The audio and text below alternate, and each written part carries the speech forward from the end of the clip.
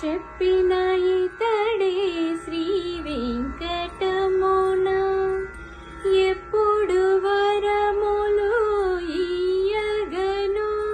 హరి గోవింద గోపాల గోవింద ఓం గోవింద గోపాల గోవింద ఓం హరి గోవింద గోపాల గోవింద ఓం గోవింద గోపాల గోవింద ఓం. తప్పక ఈతని దాసులవలని తప్పక ఈతని దాసులవలని ఇప్పటి వారలే ఎరుగక వలదా.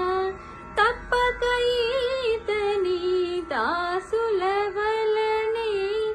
ఇప్పటి వారలే ఎరుగక వలదా.